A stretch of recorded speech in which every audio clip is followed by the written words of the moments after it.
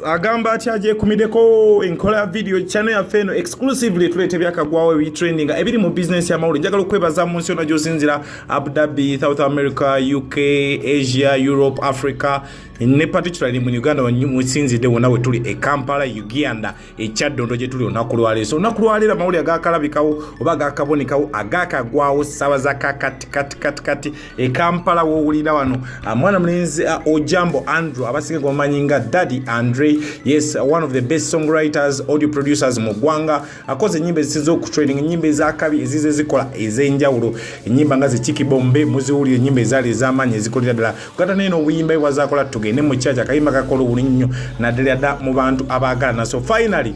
Daddy Andre rabisenga akute ku mwana amanyikidwanga akankunda Nina oba amanyikidwanga Nina Rose, yes, okukyala kubadde olunaku lwali lunaku lwa kutaano, yes, mu makaga wamana mukyala wali na Nina Rose, yes, mwasodo okubanga Daddy Andre oyo mabega ko ebigambo bize bimusibako anti musajja ono yayina ekitaana mu studio ne finally atulaze machiwa alaze abantu bana Uganda nti talina muzanyo teri kuzanya alaze omuntu we omutufu olwa n'okwa Daddy Andre ono yalina ko obuzibu n'omukyala amanyikidwanga Angela Katatumba, the beautiful Angela Katatumba, luvano kanti Angela Katatumba oyo ya wairizo ya take away mbera nti Daddy Andre oyo yagana kyebayita yagana kyebayita HIV tests, so mugana HIV tests so nabanga mukwano tekyakola tekyeyongerayo mu mbeera eyo so Daddy Andre bigambo neberawo bingi ne performances zaliwo kemabega kubali wapansiza na dala ku club fest performance beats ezoku home beats ezokuyimba nagana okuba nti performing ne mukyalo Angela Katatumba. So finally lunakulwalibadde lwaliro sawa zibadde nga 9:10, yes, nga zikonikirize 10 Daddy Andre finally ne bitambula kati ku mutimbagano ti Daddy Andre yewangulidde omukyala manyikidwanga kankunda Nina manyikidwanga Nina Rose neera ngo okwanjira kuno Daddy Andre kukubye banje ekikwe kulaze nti kati so mu mbeera eno takyanoonya avudde ku mudala gw'abadibye okuyisaako emabega Daddy Andre ono oba Nina Rose ono emabega ko gwe mbantu nulira Nina Rose ono yali yapepe yanyo n'omuvubuka manyikidwanga Bini Ganta mwite tugume Bini Ganta oyo yapepe yanyo Nina Rose ne bagamba ali Lubuto so Nina Rose ono yali nyo ne Bini Ganta luvano okola akayimba kabanyikidwanga International Baby, yes, International Baby ono olimba ono batambula bonna mu kutambula bonna Nina Rose ono nabanga yaliko abantu bagamba oba bigambo kigambo kuba nti bali bona mu mukwano mukubera mona mu mukwano ne kigaano kola. So Nina Rose ono azatambula kampu ezenjawulo yasoka natambulako naddala kampu gye yasoka n'abeerako Nsambya awo ekikuba muto kabalagala mukubeera ekikuba muto Nsambya kabalagala awo n'abanga yatambula nnyo najja Nsambya basingana ne Daddy Andre basinkanye olunaku lwaleero studio bagitanga DA Records eno yali Nsambya Katala awo Daddy Andre yali ya muganda we, yes, omuganda woyo omuganda we naye bamuyitanga Ojambo musajja musamya kuva Busia, so ne bakola audio oyo ne banga basoka ne bakola ku nyimbe zasooka Ojama olajjawo bayimbi banje bajjawo so Nina Rose nagezaako kampi ya Leona yante kyakola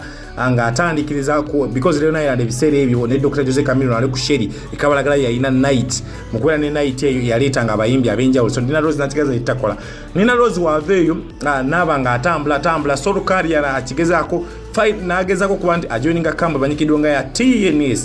TNS camp wa joining anasanga competition yali wakati we n'omukyala manyino Shiba Kalungi nekitamu kolira bulungi na dala okuba nti style yali yemu kumpi nga ate ne management eriko omukyala ate nga yetaaga time Shiba nga Jeff Chiwa tasobola kubanga runninga Nina Rose at the same time ne Shiba, so why no kuvira omukubo yalina okuvira munne tekibanga Nina Rose waveyo then nayingira kampi ya mwana mwenezi Kim XP eyo jagwira ku mulana mwenezi Bidi Ganta then nga bali mune Caesar so wasigwa mu bikopo then aveyo still Nina Rose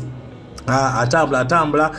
kimusajjiko ko ayingira kambi manyikidonga ya Boomback Records okuva mu bitundu by'Emmengo waliyo tubaga, yes, abeera ibanga mu myaka 1-2-3 kumbi tibadde kikonesa tekikola n'abata so ya nkunyonyote gye yasanga mwana mulenzi Bini Ganda ne batandika okukwataganya olino okuva mu kampu eyo n'akola oluyimbo lwa International Baby okuva eyo n'ayingira kampu ebadde sembye yawe manyikidwanga Sure Events eyo ne yakolera oluyimba lubadde lumu lokolo manyikidwanga Choyoyo, that is the only song yakolede mu for sure events. Then okuva wenyini tukirira nagoinga solo career. So nakulwa leo twogera Nina Rose okwanja singanya Daddy Andre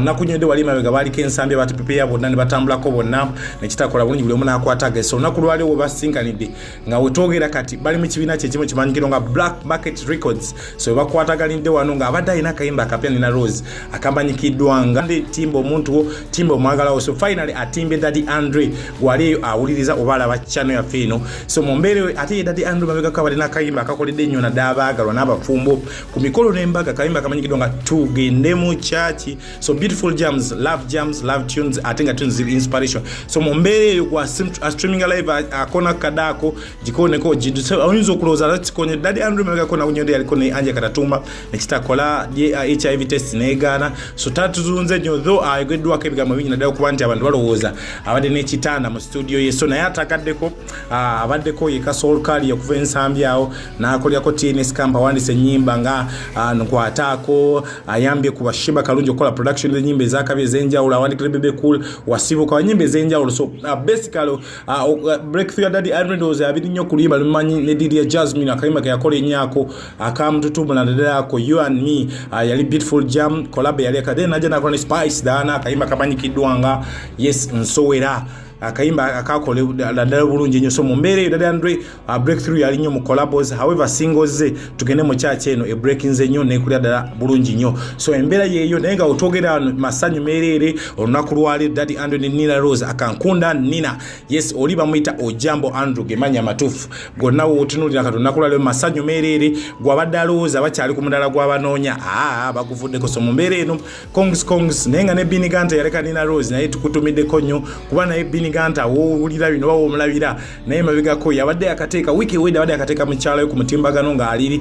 asuubira okuba nti asumuluka anytime soon. Sembera bwete weri. So nagamba kona kadako subscribing nga tujja kuba tufuna latest info ne stories ezakagwawe Kampala Uganda stories ezitraininga mu ango yonna ene nkola video kasabuka jama channel ya feyo kubiri. So kona kukade subscribe nga tubenga tweyongera tukivuga tukiguse sogwa ndishiraba kigude we kirala tujja kwa latest info ne update. So simanyi oba Daddy Andre akono yakoze kibaita HIV test nenga mu mbere eno yes bwecho wekitambula tukwagala nyaji liko aje kumideko kona kadako subscribe nga tukivuge tukyongere. So mu mbere eno andagamba tukola audio promotion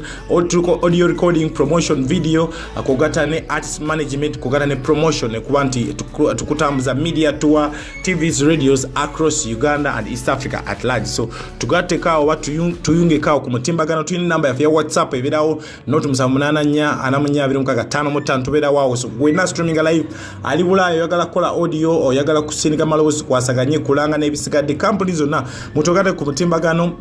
okuba under RP promotion tukikwasaganye tukivuga ndikyongera. So thank you so much okuba nti tubadde nawe nenga ebiri Uganda Kampala. So Daddy Andre kongs alongside Nina Rose. So embere eriwo. So wetu tambude. Thank you so much. We sign out.